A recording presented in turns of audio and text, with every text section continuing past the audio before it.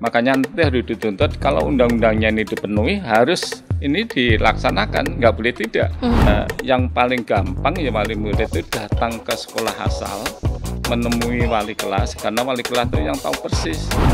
Saya tekankan juga peran serta wali murid jangan menekan kepada anak-anak untuk sekolah di negeri. Harus kemana? Iya, ke sekolah swasta ya. Betulnya kan tujuannya untuk membantu masyarakat. Kalau sudah itu saya kira juga standarnya dipenuhi, tinggal kita menuntut misalkan kualitas.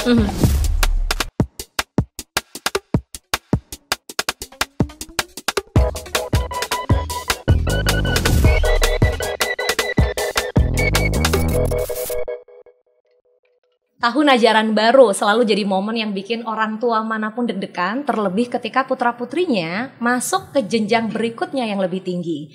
Yang tadinya TK ke SD, SD ke SMP, SMP ke SMA, SMA menuju kuliah perguruan tinggi. Nah, hari ini di podcast Sapa Jawa Timur, saya Rizky Adi Putri sudah menghadirkan satu tamu istimewa yang akan bicara banyak seputar pendidikan khususnya di Jawa Timur, terlebih berkaitan dengan program SPMB. Sistem penerimaan murid baru yang per Juni ini akan segera bisa diakses oleh orang tua, tapi per akhir Mei sudah mulai online. Lebih lanjut izinkan saya menyapa dulu sosok yang luar biasa. Pendidik iya, birokrat iya, sekarang jadi wakil rakyat di DPRD Jawa Timur. Bapak Dr. Haji Rasio MSI. Assalamualaikum warahmatullahi wabarakatuh. Waalaikumsalam Mbak Putri. Bapak apa kabar? Alhamdulillah sehat-sehat. Sehat alhamdulillah. Pak, yakin usianya udah 70 tahun lebih? Iya, lebih 72. Bapak segar, produktif. Itu resep rahasianya apa? Ya. Masih aktif di usia sekarang? Hidup itu pertama sehat. Sehat. Yang kedua bersyukur kepada Allah Subhanahu wa taala karena sudah diberi anugerah yang luar biasa utamanya kepada saya. Karena itu alhamdulillah saya ini lama di birokrasi, seorang guru, kemudian kepala sekolah, kemudian kepala bidang, terus Kormin, kepala dinas pendidikan dan kebudayaan Provinsi Jawa Timur yang paling lama 2001 2009. 8 tahun. Iya. Banyak cerita 9 tahun. 9 tahun, mohon maaf. 2001 sudah mulai, kemudian 2009 sampai 2016 saya Sekda Provinsi Jawa Timur. Saat ini saya alhamdulillah sebagai wakil rakyat sebagai DPRD Provinsi Jawa Timur. Komisi E. Ya, Komisi E. Kesejahteraan rakyat. Iya, Salah betul. satu yang dibahas adalah pendidikan. Iya, betul. Kita akan diskusi itu hari ini Pak Rasio. Iya, Mbak Putri. Tapi saya tanya dulu, kenapa Bapak terpanggil untuk secara spesifik mendalami kemudian bergiat di bidang pendidikan? Kalau boleh jujur, kalau boleh tahu, karena Bapak sudah pernah ada buku yang ditulis ini, bukunya menarik sekali. Kalau saya tidak salah judulnya Anak Desa Itu Bernama Rasio. Iya. Lahir besar di desa. Desa ya, betul, mana Pak? Betul, saya asli Balirjo, Kecamatan Desa Babatan Lor. Kecamatan Balirjo, Kabupaten Madiun. Madiun. Iya. Asli Madiun. Asli. Cah Madiun. Iya, asli Madiun saya.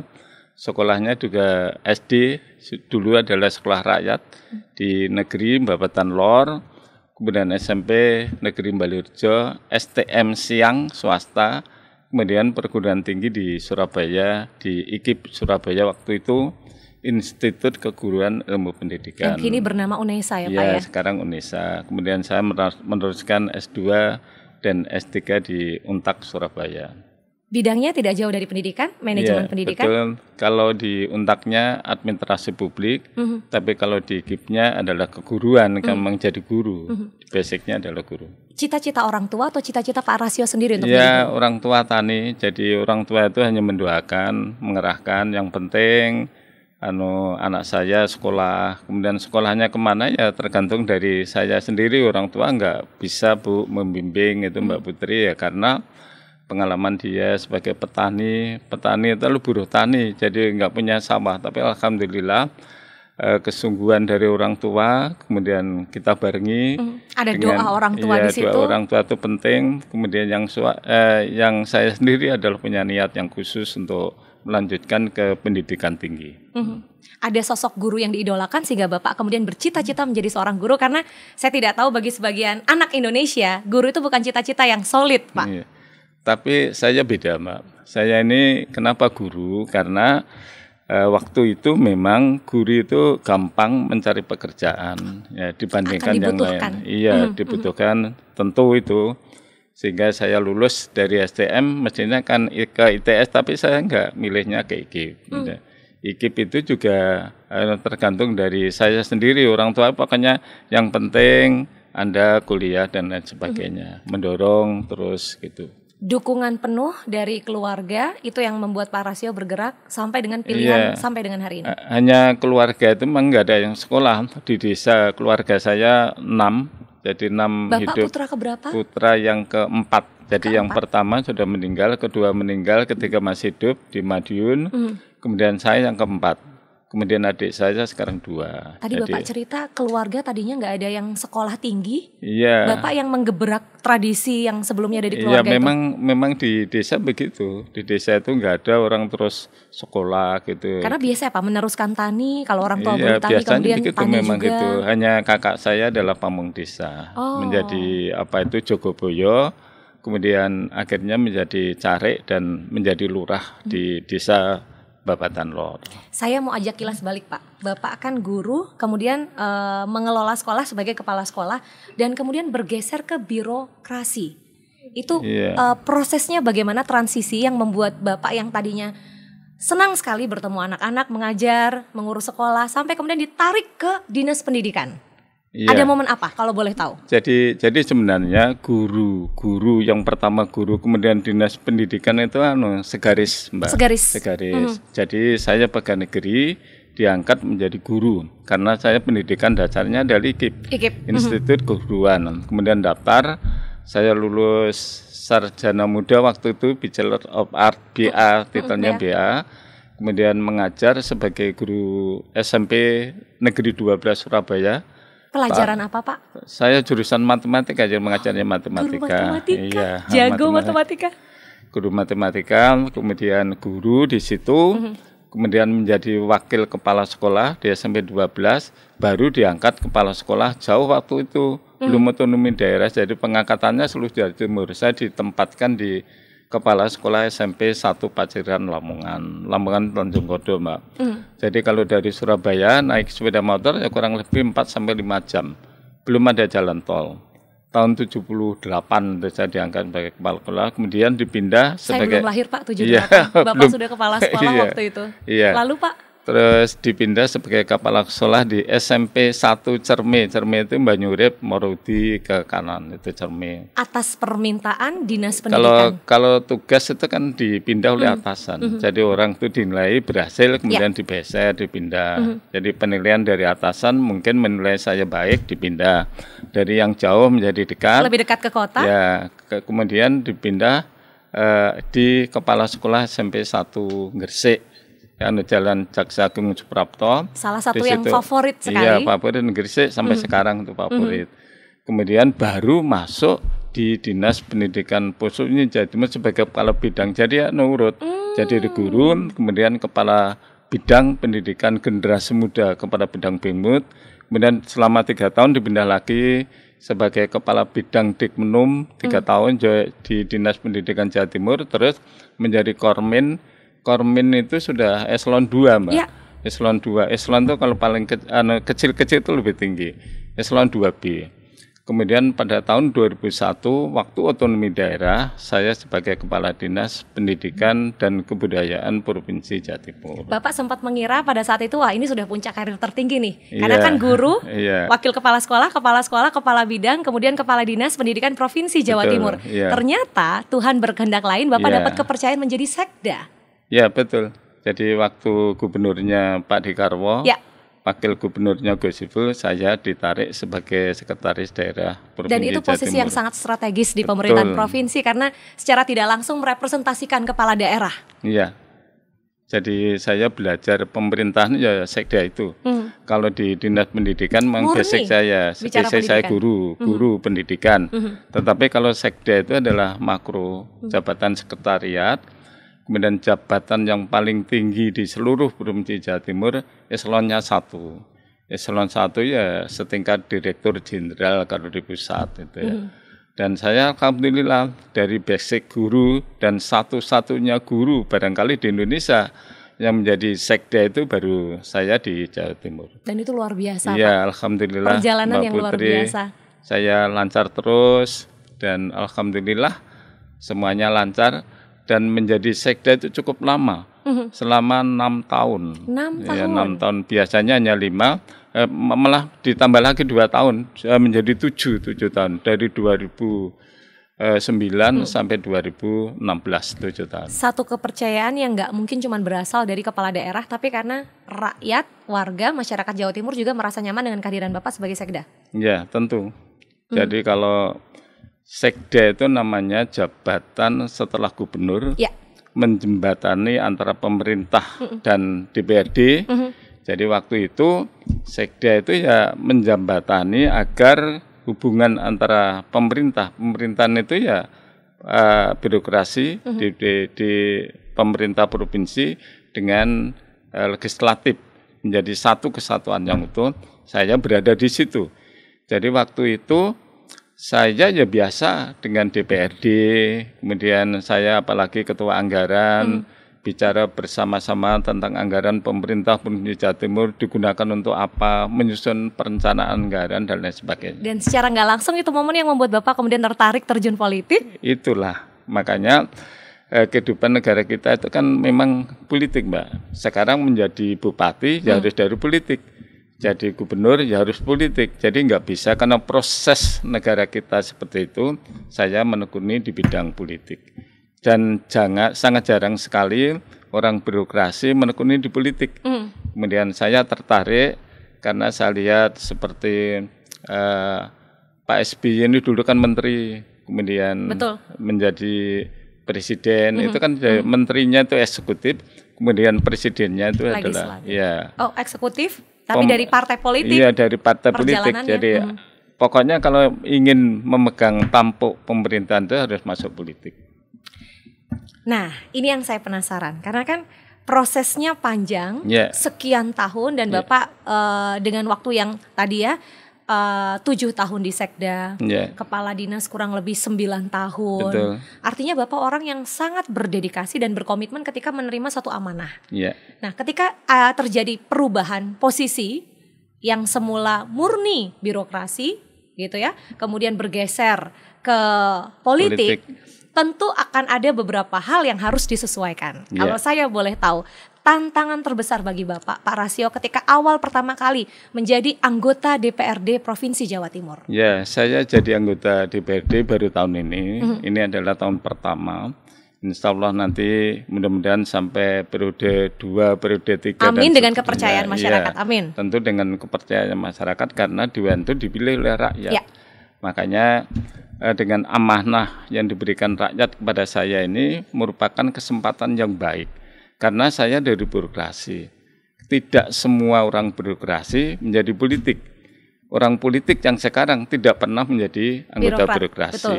Ini pengalaman yang berharga bagi saya. Justru saya harus bisa memberikan warna pada teman-teman di DPRD. Satu contoh misalkan perspektif saja. Ya, karena tidak semua punya pengalaman ini. Ya, karena yang punyanya saya, yang lainnya nggak pernah birokrasi. Birokrat.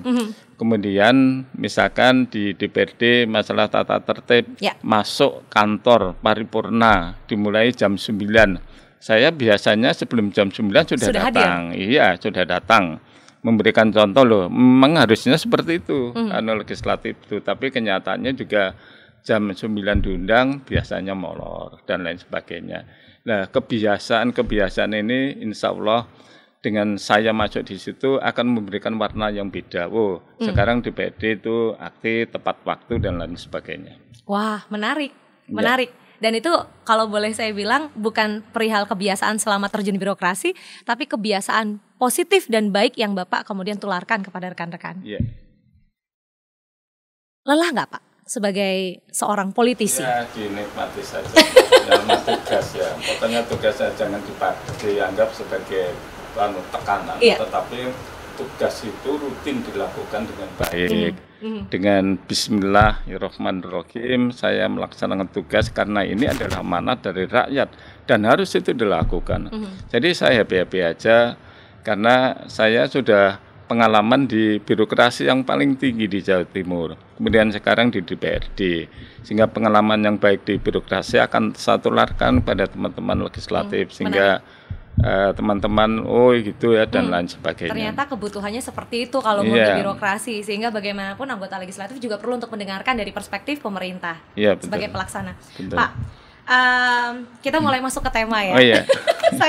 saya senang sekali mendengar cerita perjalanan hidup, perjalanan karir Bapak. Ini betul-betul anak desa, ya. Orang tua juga tadi Bapak sebut buruh tani. Bapak ada di posisi yang boleh dibilang kalau udah kepala dinas itu tertinggi dalam konteks OPD ya. Bapak biasa memimpin, lalu kemudian masuk ke politik. Bapak harus bersedia untuk saling mendengarkan. Dinamika perbedaan pendapat. Nah, sekarang kita bicara nih Pak, program atau sistem SPMB yang kali ini pemerintah hadirkan. Karena Bapak pernah ada dalam posisi Kepala Dinas Pendidikan. Saya pengen tahu pandangan Bapak tentang SPMB terlebih dahulu, sistem penerimaan murid baru ini.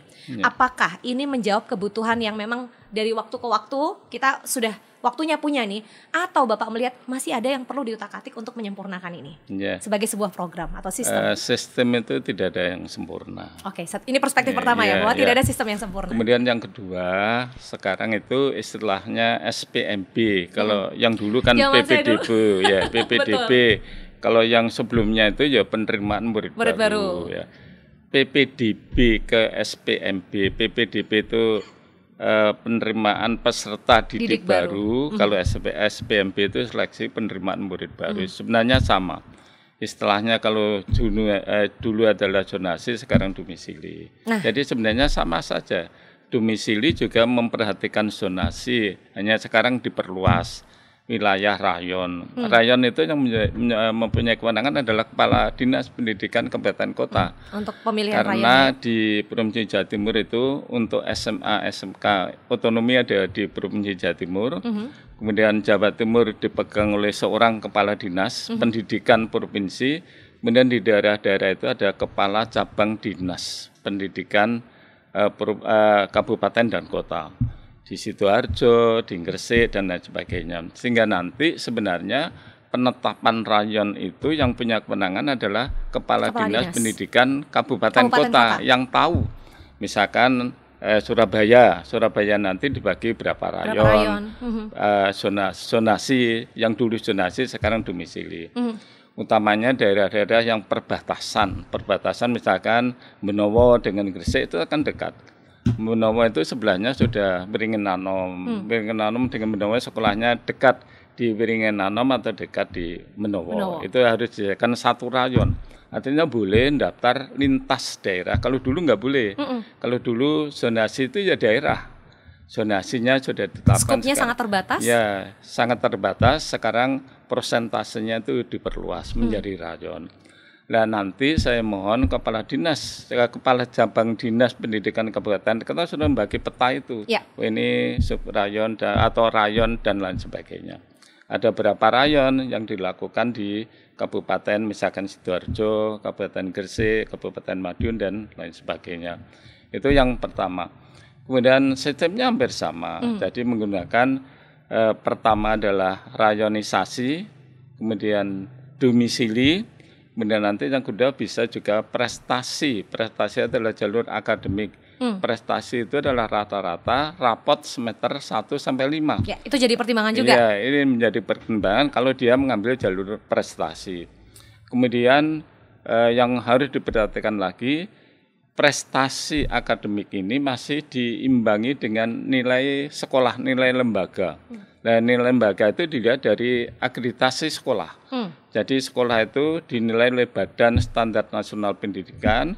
Di lembaga itu sama-sama sekolah, tetapi pengelolaan sekolahnya yang ini lebih bagus, nilainya A, ini biasa-biasa saja, nilainya B. Ini kenapa itu dilakukan? Karena nilai itu juga dipengaruhi oleh nilai lembaga itu. Misalkan nilai 9 di sekolah swasta. Justru di negeri, di SMP negeri nilai 9 itu nggak semudah membalik telapak tangan, sulit sekali.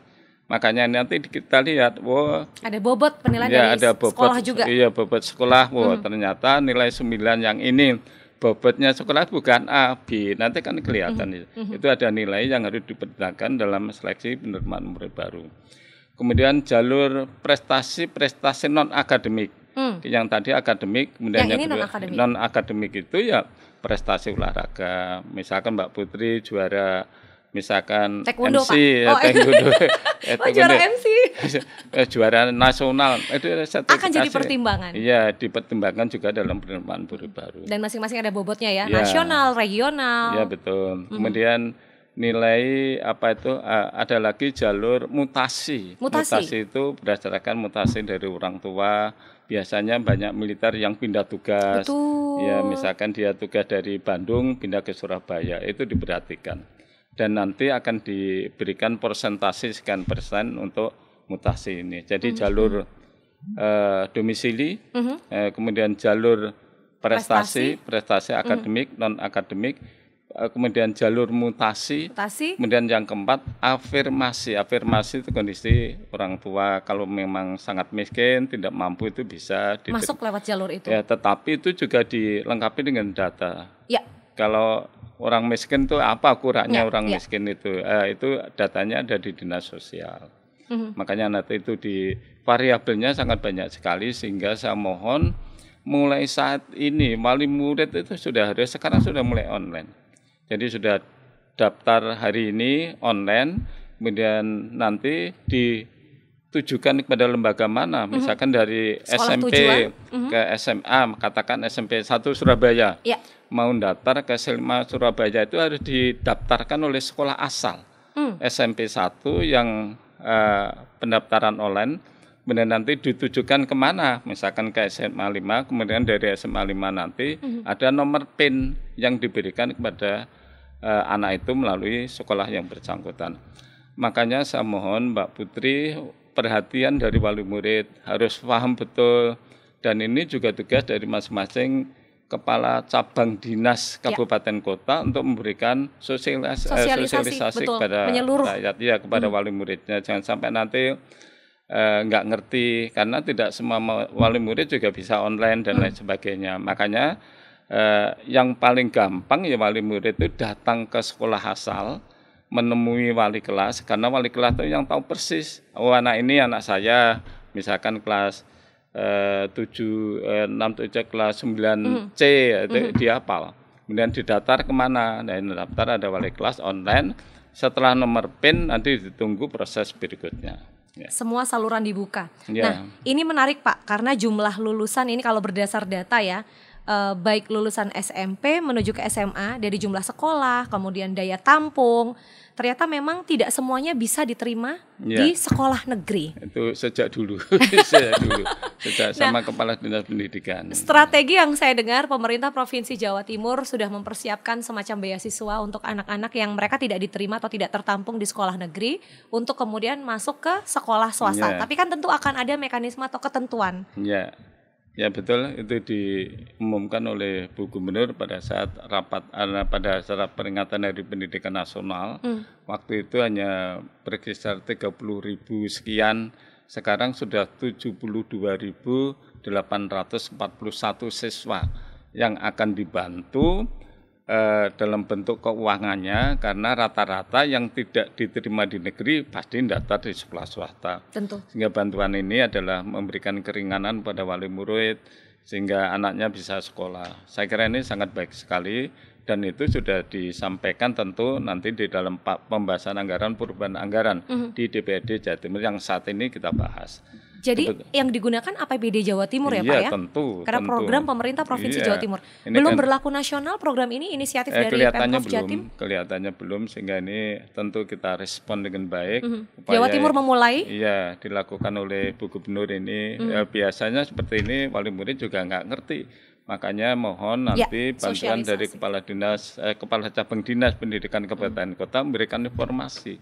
Artinya begini, saya paham betul, sekolah itu tidak harus di negeri. Jumlah murid di negeri dibandingkan jumlah lulusan yang terserap hanya 38%. Dan itu angka yang kecil sekali ya Pak ya, kurang dari 50%. Berarti 62% nggak diterima. Harus kemana? Ya ke sekolah swasta ya 62% itu dibantu oleh pemerintah Provinsi Jawa Timur, sehingga nanti tidak ada kesan sekolah swasta sulit, biayanya kurang, karena sudah dibantu. 1 juta itu menurut saya juga besar. Makanya ini kesempatan digunakan. Saya tekankan juga peran serta wali murid jangan menekan kepada anak-anak untuk sekolah di negeri. Saya ini lebih sekolah swasta Mbak Putri. Ya. Tadi saya katakan saya ini perjalanan. Sekolah STM Siang Madiun. Nah, swasta itu. Tetapi yang menyebabkan kualitas orang itu bukan lembaganya. Bukan sekolah, lembaganya saja, tapi juga. Tapi ya niatnya anak itu, kemudian mau belajar atau enggak. Sekarang kalau sekolah di SMA 5, kemudian dia enggak pernah belajar, ya sama saja. Kebetulan saya alumni Pak, ketemu Bapak hari ini. Artinya tidak harus memaksakan kehendak pada anaknya itu harus sekolah di negeri, sekolah swasta sama saja. Yang penting perhatian wali murid adalah membimbing, membina, mengawasi anak didiknya, anak-anak bimbingannya itu apakah dia belajar atau enggak, atau dia hanya main HP aja. Makanya itu harus artinya diawasi betul, sungguh-sungguh. Sehingga saya yakin kalau orang tua peduli, kemudian anaknya tidak memilih misalkan asal sekolah negeri, sekolah swasta pun juga bisa baik untuk si anak ini. Ya. Saya kira ini akan berjalan smooth dan insya Allah anak itu menjadi anak yang sukses. Betul, dan saya yakin ya sedulur Kompas TV ini kabar gembira bahwa sebetulnya mohon maaf dengan segala hormat sekolah swasta tidak dinomorduakan.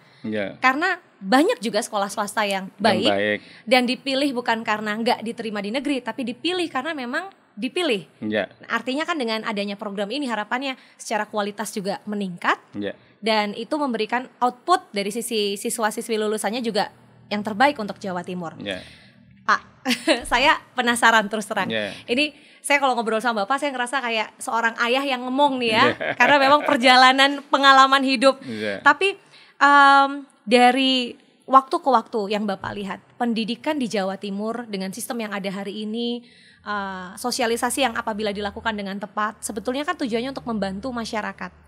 Nah, yang jadi pertanyaan, mekanisme pemberian bantuan ini apakah melalui orang tua yang dibayarkan ke sekolah atau menjadi kerjasama antara pemerintah provinsi langsung dengan sekolah yang dituju? Memang ini belum ada detailnya, belum ada teknisnya ya Pak ya. Tetapi kan niatannya baik. Artinya bahwa jangan sampai nanti anak tidak sekolah gara-gara biaya. Wong biaya sudah dibantu. Walaupun mungkin tidak 100%. Nanti dugaan saya yang tidak diterima di sekolah negeri, kan sekolah sudah ada datanya. Anak-anak itu bisa melalui sekolah, bisa melalui orang tua dan lain sebagainya, atau bisa langsung diberikan pada lembaga yang bersangkutan. Supaya menghindari hal-hal yang tidak kita inginkan. Sehingga dengan bantuan yang dilakukan oleh pemerintah Provinsi Jawa Timur ini sebenarnya mendorong. Karena sekolah itu sekarang sudah nggak sulit, biaya sudah dibantu oleh pemerintah provinsi. 1 juta itu ya besar. 1 juta untuk masing-masing siswa ya Pak? Masing-masing siswa. Jadi kalau lebih dari 70.000 artinya ada dana 72 miliar. Iya, 72 miliar. Disiapkan untuk pendidikan saja karena di tahun ini. Jadi anggaran itu kan ada selpa Pak, sisa anggaran tahun lalu. Itu digunakan untuk perubahan anggaran tahun ini. Salah satunya apa yang di program gubernur tadi, masalah SPMP itu. Bagi anak yang tidak diterima di negeri dibantu. Itu kan sangat luar biasa. Pak, maafkan saya harus konfirmasi angka 72.000 siswa ini, asumsi lulusan. Tadi kan Bapak cerita 38% saja yang tertampung di negeri. Lalu dengan adanya bantuan 72.000 artinya ini sudah akan bisa meringankan tentu. Berapa persen Pak? 80? 72 kalau kita tambahkan dengan estimasi kan 38 kan 62% yang enggak diterima. Mestinya harus kalau bisa ya 68% semua itu terserap. semua terserap. Betul. Tapi kemampuan anggaran itu bisa kira-kira 70. Kan yang sekolah di swasta tidak hanya anak yang nggak mampu kondisinya saja. Kurang mampu. Betul. Yang mampu saya kira nggak perlu diberikan kepada orang lain yang nggak mampu. yang kesulitan biasanya membayar uang pangkal dan lain sebagainya. Itu dibantu dengan 1 juta itu. Jadi mudah-mudahan perhitungan angka 72.000 ini bisa mengcover jumlah siswa dari keluarga tidak mampu yang ingin melanjutkan sekolah ya Pak ya. Kalau yang tidak mampu pasti yang tidak mampu. Ya. Baik, kita lanjut Pak. 20 Mei 2025 Pemprov Jatim meluncurkan aplikasi berbasis AI namanya Senopati. Ya. Bapak sudah dengar program ini berjalan atau sejauh yang Bapak tangkap seperti apa? Ya, masih konsep, artinya belum, ya biasa program yang baru. Saya kira baik-baik saja, tetapi jangan sampai itu nanti juga menyebabkan sekarang ini saja Mbak Putri ya, anak-anak dengan HP itu sudah sangat ketagihan sekali, apalagi dengan AI. AI itu kan ada proses permainan di situ, wajah bisa diganti dan sebagainya. Ya. Kadang-kadang yang ngeri juga itu ya. Betul. Nah, kalau anak tertarik kemudian sampai konsentrasinya ke situ terus juga enggak bagus. Tetapi kalau AI-nya itu misalkan untuk pembelajaran saya kira bagus. Setuju. Ya, misalkan HP itu sebenarnya pelajaran matematika.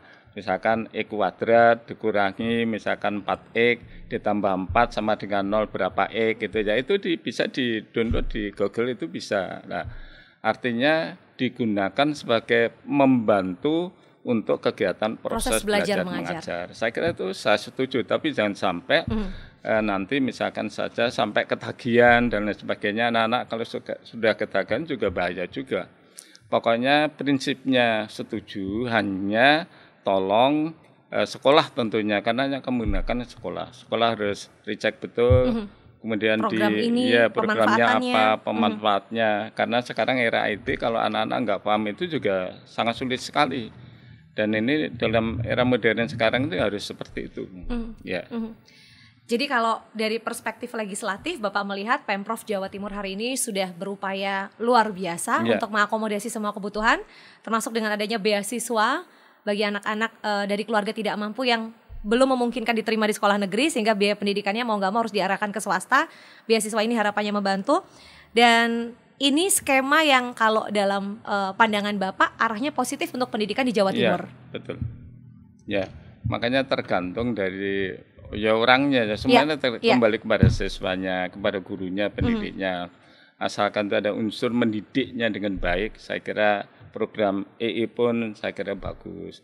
Tetapi jangan sampai digunakan untuk hal-hal lain dan diawasi betul penggunaannya itu. Dan sekolah harus mempersiapkan secara baik. Terkait dengan proses belajar mengajar, mata pelajaran apa yang dianggap sulit itu menggunakan EI misalkan dan lain sebagainya. Pak Rasio, 27 Mei 2025 MK mewajibkan negara untuk memberikan pendidikan gratis sejak SD hingga SMP, gratis termasuk swasta. Menanggapi ini, karena kalau di Surabaya sendiri setahu saya program itu sudah lama ada, artinya ada kota yang sudah berhasil menerapkan, ada kabupaten kota yang bisa belajar dari sana. Nah, saya pengen tahu pandangan Bapak. Ya, kemampuan daerah itu sebenarnya itu tuntutan dari Undang-Undang Dasar 1945 pasal 34 ayat 1. Pendidikan dasar 9 tahun itu dibiayai oleh pemerintah sejak dulu. Bunyi undang-undangnya sejak dulu begitu. Makanya waktu itu Jawa Timur sudah mempelopori dulu, Mbak. Lahirnya BOS itu sebenarnya menyikapi tentang amandemen Undang-Undang Dasar 45 itu.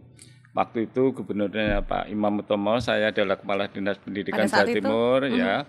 Kemudian kita bicara waktu itu, saya dipanggil oleh Pak Imam, kemudian gimana ini Pak Rasio untuk menyikapi implementasi dari Undang-Undang Dasar 45 itu. Kemudian saya mengusulkan, Pak, ada dana sharing antara provinsi dan kabupaten kota. Waktu itu provinsi menyediakan dana 70% dari anggaran yang ada, dan 30% ditanggung oleh kabupaten kota. Saya ke kabupaten kota seluruh Jawa Timur. Kita sampaikan program itu, kemudian dikumpulkan oleh Pak Gubernur waktu itu. Alhamdulillah teman-teman daerah setuju. Akhirnya lahirlah yang namanya BOS, Bantuan Operasional Sekolah. Dulu namanya bukan BOS. Kemudian Pak Gubernur, Pak Imam presentasi kepada Menteri Pendidikan Nasional waktu itu Pak Bambang Sudibyo. Pak Bambang Sudibyo kemudian gayung bersambut, artinya pemerintah pusat juga sanggup untuk melaksanakan itu. Artinya embrio dari wajib belajar pendidikan dasar 9 tahun sudah ada. Sekarang diperkuat oleh keputusan MK.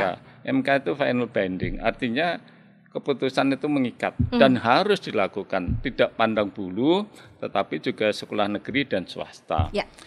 Utamanya sekolah-sekolah yang favorit, yang katakan pengelolaan lembaganya bagus, itu dikhususkan, tidak menjadi perhatian dari pemerintah.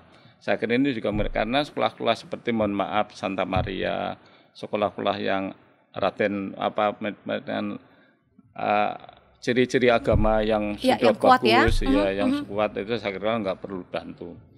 Makanya nanti sikap yang dilakukan oleh pemerintah bagaimana sekarang dihitung utamanya yang swasta. Kalau negeri nggak ada masalah, kalau negeri itu dibayar oleh negara sejak dulu. Sekarang yang menjadi masalah swasta. Sekolah swasta itu ada standar nasional pendidikan. Standar nasional pendidikan apa saja? Standar isi, proses, kompetensi lulus, pendidik, tenaga kependidikan, sarana prasarana, dan standar pembiayaan. Kemudian dihitung lagi misalkan keperluan untuk UKS, kan harus ada UKS, ada lab IPA dan lain sebagainya. Jadi itu dihitung semua. Artinya setiap lembaga itu kalau 12 kelas dengan jumlah murid ini kan jumlah muridnya sudah ditentukan oleh pusat. Satu kelas itu berapa maksimal. Itu dihitung dulu. Loh, artinya kalau mengelola lembaga SD sebanyak 12 kelas ini diperlukan untuk gaji, untuk lab, untuk perpus dan lain sebagainya itu sekian. Belum lagi sarana prasarana. Karena pemeliharaan itu juga menjadi tanggung jawab sekolah. Betul. Jadi include di dalam pembiayaan itu. Sehingga nanti saya sarankan kepada teman-teman Dinas Pendidikan Kabupaten Kota yang hitung betul. Sambil menunggu petunjuk teknis artinya sudah disiapkan. Memperhatikan standar nasional pendidikan yang harus ada di masing-masing lembaga. Dihitung besarnya biaya berapa, dijumlah. Diperlukan berapa misalkan ratus miliar anggaran untuk pendidikan di daerah itu. Kemudian ada ketentuan lagi undang-undang 20% anggaran kita APBD ini untuk kegiatan pendidikan. Jadi 20% dari APBD berapa. Jadi dihitung sehingga nanti misalkan dari itu sudah cukup atau belum. Kalau belum cukup berarti itu tanggung jawab pusat. Karena kalau SD, SMP itu tanggung jawab kabupaten kota dengan pusat, SMA, SMK, pendidikan luar biasa tanggung jawab provinsi. Jadi saya nanti juga menghitung keperluannya berapa sih sebenarnya. Untuk gaji guru yang vital itu kan gaji guru, karyawan. Apakah gaji guru itu sama dengan UMK minimal 4 juta dan lain sebagainya. Sekarang ini pemerintah sudah sangat bijaksana.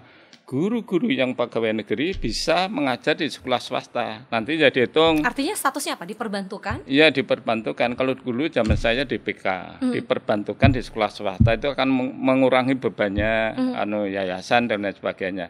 Sehingga itu dihitung betul, kemudian anggaran pendidikan harus 20%, terus jumlah total berapa. Sekarang ini yang dilakukan oleh pemerintah kan ada BOS, bantuan operasional sekolah. Ada juga BOBDA, bantuan operasional daerah. Daerah juga memberikan bantuan, pusat juga. Jadi di total semua kira-kira kurangnya berapa? Lah kurangnya itu yang disampaikan di DPRD dulu, dibahas di situ. Gimana ini kurangnya ini? Tentu akan mengurangi anggaran yang lainnya. Karena ini adalah keputusan MK yang mengikat. Dan harus dilakukan oleh pemerintah daerah. Saya kira itu artinya ke depan arah anggaran yang disiapkan untuk pendidikan akan pasti meningkat dari angka sebelumnya dengan adanya putusan MK yang bersifat mengikat ini, Pak. Iya, karena sebelumnya kan sudah 20% aja seperti ini. Betul. Ya, 20% ini sebenarnya kan tidak hanya negeri, termasuk juga swasta. Dalam bentuk bantuan operasional sekolah, bantuan operasional pengelolaan pendidikan daerah itu juga belum cukup, apalagi ini harus menyelenggarakan pembiayaan untuk sekolah swasta.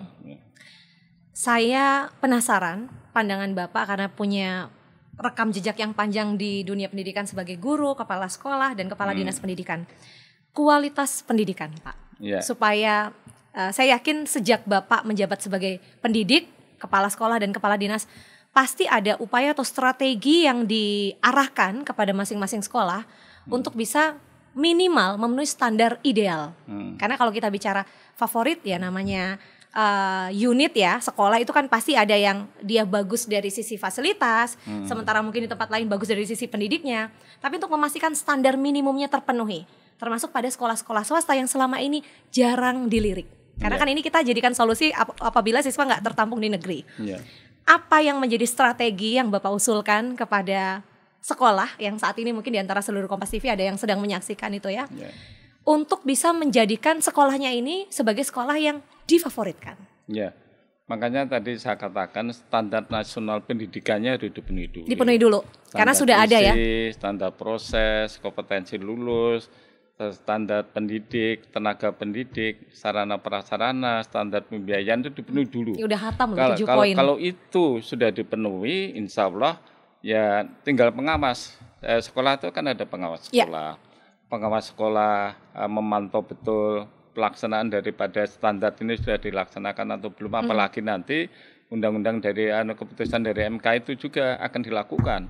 Makanya nanti harus dituntut kalau undang-undangnya ini dipenuhi harus ini dilaksanakan, nggak boleh tidak. Kalau enggak kan juga percuma, sudah dipenuhi semua pembiayaan oleh pemerintah. Betul. Makanya ini juga kerjasama kita semuanya, termasuk Kepala Dinas Pendidikan Kabupaten Kota, kemudian ada pengawas sekolah dan lain sebagainya. Kalau sudah itu saya kira juga standarnya dipenuhi, tinggal kita menuntut misalkan kualitas. Kualitas itu pertama tergantung pada guru pengajar. Guru adalah sentralisasi dari kegiatan itu. Kalau garda guru terdepan ya Pak ya. Iya, mengajarnya bagus, kemudian menarik, menginspirasi, tidak jahat, itu guru sekarang kan harus pinter-pinter gitu ya, memberikan dorongan, motivasi kepada anak, memberikan kesempatan seluas-luasnya kepada anak untuk mempraktekkan apa yang diajarkan. Saya itu kuncinya. Makanya guru itu ada kelompok kerja guru, namanya KKG. Kepala sekolahnya kelompok kerja kepala sekolah KKS. Artinya ya berunding. Misalkan pada minggu ini membicarakan pembelajaran ini, metodenya ini. Artinya secara garis besar, tapi konkretnya nanti tergantung dari guru pada saat berhadapan dengan siswa. Saya kira kalau itu dilakukan, baik sekali pengawasan, ngawasi kegiatan pembelajaran dan lain sebagainya. Menarik Pak, menarik. Nyambung lagi sama terkait beasiswa. Supaya beasiswa ini tepat sasaran, pemerintah nantinya tentu akan sudah mempersiapkan sistem. Tapi adakah usulan dari DPRD Jawa Timur untuk memastikan bahwa beasiswa ini betul-betul tepat sasaran? Selain aspek anak ini keluarganya pegang KIS, pegang KIP begitu ya. Apa yang jadi usulan dari teman-teman legislatif? Ya tentu nanti setelah ini kami panggil kepada Dinas Pendidikan Jawa Timur. Saya kebetulan Komisi E, jadi saya punya kewenangan untuk manggil itu. Kira-kira konsepnya apa untuk beasiswa bantuan dari pemerintah Provinsi Jawa Timur. Katakan 2.841 diberikan kepada siapa saja. Tentu yang diutamakan adalah anak dari keluarga miskin. Datanya ada bisa bersama-sama dengan dinas sosial. Apalagi sekarang ada sekolah rakyat kan mengambil data itu juga. Kemudian yang tidak diterima di sekolah negeri itu berapa orang? Karena tidak semuanya melanjutkan, juga ada yang enggak melanjutkan. Artinya data itu harus pasti dan lain sebagainya. Kalau sudah itu semua kita tinggal bayar. Bayar itu tergantung apakah dari Dinas Pendidikan meluncurkan dana itu dalam bentuk belanja program kepada kabupaten kota. Kemudian saya kira yang baik adalah belanja kegiatan atau program dan diberikan kabupaten kota, karena yang tahu kan kabupaten kota. Jadi anak A, anak B, anak C yang enggak diterima kan kabupaten kota. Nanti bekerja sama dengan dinas sosial untuk memastikan bahwa anak itu benar-benar enggak mampu. Dan saya kira yang mampu ya enggak usah biasanya betul. Yang mampu tidak kan perlu ada kecemburuan, beri ruang bagi teman-teman yang dari keluarga tidak mampu. Mbak Putri ya kepala dinas cabang dinas kabupaten kota itu secara konkret memetakan itu atau menghitung pastinya berapa sih anak yang enggak sekolah. Saya kira 72.000 kalau dibagi kan 38 kabupaten kota ya se-Jawa Timur. 2 miliaran itulah per daerah kabupaten kota. Kira-kira itu. Kalau semua berjalan sebagaimana mestinya ideal dan indah sekali ya Pak ya, sesuai dengan harapan dan tujuan. Tapi karena ini kali pertama tentu akan ada banyak hal yang kita pelajari bersama dalam prosesnya. Termasuk antisipasi apabila, mohon maaf dengan segala hormat, adanya potensi kecurangan atau penyalahgunaan. Ya mudah-mudahan nggak ada, karena ini kita kan dukung. kita bantuan kepada anak-anak yang mengalami kesulitan. Betul, karena prioritasnya anak-anak. Ya, anak-anak sebenarnya kan kepenginnya sekolah negeri. Sekolah, pasti. Makanya pemerintah memberikan perhatian yang luar biasa untuk memberikan bantuan itu. Saya kira ini baik. Ya. Baik. Nah, karena kita masih punya sedikit waktu, Pak, saya pengen sedikit dari Pak Rasio. Apa yang paling membuat Bapak merasa terpanggil untuk pendidikan di Jawa Timur?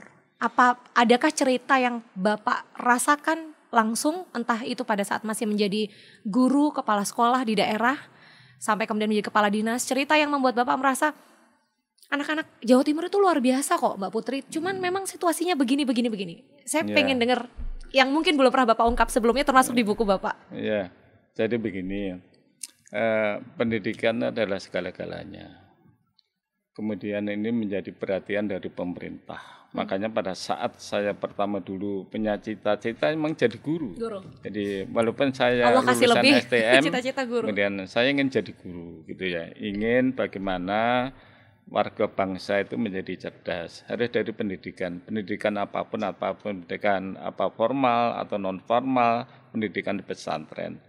Makanya saya sangat tertarik menjadi guru. Alhamdulillah juga menjadi kepala dinas pendidikan, artinya pemegang strategi di Jawa Timur waktu itu, tentu bersama-sama dengan Pak Gubernur. Alhamdulillah waktu saya menjadi kepala dinas pendidikan semuanya lancar, program-program juga dilakukan dengan baik. Kalau juara tingkat nasional, Jawa Timur selalu nomor 1. Apakah itu dalam lomba-lomba misalkan kebudayaan, lomba misalkan mata pelajaran dan lain sebagainya, itu selalu, itu kalau dari sekilas gitu memang pendidikan di Jawa itu maju. Untuk itu pengganti saya ya, penerus saya ini agar itu sekarang misalkan sudah kepala dinasnya Pak Aris. Ya. Sebelumnya itu misalkan Pak Harun dan lain sebagainya, Pak Saiful dan lain sebagainya. Artinya ya jejak yang sudah kami lakukan sejak saya dari kepala bidang Kormin, kemudian kepala dinas pendidikan itu ya kalau bisa dipertahankan, syukur kalau bisa ditingkatkan. Dan pendidikan itu dalam rangka mencerdaskan kehidupan bangsa, merupakan syarat mutlak. Orang kalau pendidikannya nggak bagus, bagaimana akan bicara misalkan masalah ilmu pengetahuan, ya teknologi termasuk mengubah nasib seperti Mbak Putri katakan tadi. Jadi saya sangat respect sekali, makanya di dalam politiknya ini harus saya bisa memberikan warna di dalam dunia pendidikan. Kebijakannya kan tergantung dari Dewan. Ya. Jadi pemerintahan itu ya eksekutif, legislatif. Belum semuanya waktu itu dilakukan oleh kepala dinas pendidikan, dan setelah itu pensiun ya sudah. Kalau saya enggak, saya kepingin misalkan di politik. Malah dulu Mbak Putri, saya itu tidak hanya di DPRD, saya daftar sebagai wali kota Surabaya waktu itu ya. Ini ada satu cerita juga ini menarik. Ya. Jadi ini kan memang harus masuk politik, saya masuk partai itu setelah saya pensiun. Kalau enggak pensiun enggak boleh. Pensiun. Bapak menyelesaikan sampai masa purna, kemudian Bapak terjun politik. Gubernur itu Pak Dekarwo. Pak Sek, kalau panggil saya Pak Sek, aja, nyalonkan wali kota nih, saya siap namanya tugas ya. Walaupun nggak jadi, tapi itu adalah pengalaman luar biasa. Kemudian saya juga ditugasi mencalonkan di DPR RI, Dapil 8. Dapil 8 itu meliputi Kabupaten Kota Madiun. Ya. Kemudian Nganjuk, ya, Jombang, Kabupaten Kota Mojokerto, wilayahnya luas. Saya memang orang Madiun tapi sudah lama nggak di Madiun, artinya ya perlu kunjungan ke masing-masing dapil itu dan lain sebagainya. Itu sebagai komitmen saya bahwa birokrasi itu harus dilengkapi dengan politik. Ya. Karena kalau nggak masuk politik nggak bisa mempengaruhi anggaran dan lain sebagainya. Sehingga untuk mengedepankan pentingnya membina dan mengawasi masyarakat itu harus masuk politik. Termasuk meningkatkan kualitas, ya, jalurnya salah satunya harus dari politik. Kualitas dan lain sebagainya. Sehingga sekarang ini Apalagi saya di Komisi E. Komisi E itu ya pendidikan, kesehatan, dinas sosial, tenaga kerja, pemuda olahraga, KONI, dan banyak sekali termasuk agama di situ. Artinya cocok lah. Ya. Jadi saya sekarang banyak pengalaman di birokrasi, terjun ke politik. Memang tahapan pertama saya belum bisa memberikan sumbangsih yang luar biasa, tetapi paling tidak saya tahu. Misalkan manggil kepala dinas pendidikan, wong semua kepala dinas itu mantan anak buah saya. Paling tidak ada hubungan emosional. Betul. Kalau akses, ada permasalahan, networking. Kalau ada permasalahan kita bicarakan dengan baik. Itu adalah solusi dalam rangka. Kalau enggak orang birokrasi enggak bisa. Bukan misalkan mohon maaf ya dari politik murni politik murni misalkan kepala dinas saja nggak kenal dan lain sebagainya. Kalau saya ini pernah menjadi kepala dinas, pernah juga Sekda atasan kepala dinas, sekarang di politik. Saya kira itu sehingga, itu melengkapi ya perjalanan hidup seorang Bapak Rasio. Tujuan saya itu agar komunikasi pemerintahan eksekutif dengan legislatif itu berjalan dengan baik, harmoni, sejuk. Kalau membangun masyarakat itu diiringi dengan kesungguhan, keseriusan, kekompakan, saya kira juga hasilnya akan baik. Harapan kita bersama SPMB tahun ini berjalan dengan lancar. Apapun itu challenge-nya, tantangan, mungkin problematika di lapangan bisa diselesaikan dengan baik, bisa didiskusikan dengan baik, dan ini pembelajaran supaya lagi-lagi Jawa Timur menjadi pionir. Karena mudah-mudahan sistem ini seleksi penerimaan murid baru versi Jawa Timur yang nanti akan tertuang dalam Senopati juga salah satunya itu bisa menginspirasi provinsi-provinsi lain untuk bergerak. Jadi salah satunya kata kuncinya tadi Bapak bilang sinergi antara eksekutif dan legislatif di Jawa Timur. Pak Rasio terima kasih sudah hadir di podcast saja hari ini, podcast Sapa Jawa Timur. Sehat selalu Pak. Alhamdulillah. Nanti kalau kami undang lagi Bapak, mudah-mudahan berkenan. Pasti, apalagi Kompas TV. Terima kasih. Jangan lupa ya untuk update terus informasi di podcast saja, subscribe dan like, share supaya bisa berbagi kabar gembira ini untuk seluruh warga Jawa Timur, termasuk warga di provinsi lain. Jadi biar tahu Jawa Timur luar biasa punya program yang istimewa. Terima kasih Pak Rasio. Salam sehat selalu. Sampai jumpa di program podcast saja berikutnya. Assalamualaikum warahmatullahi wabarakatuh. Matur nuwun Bapak.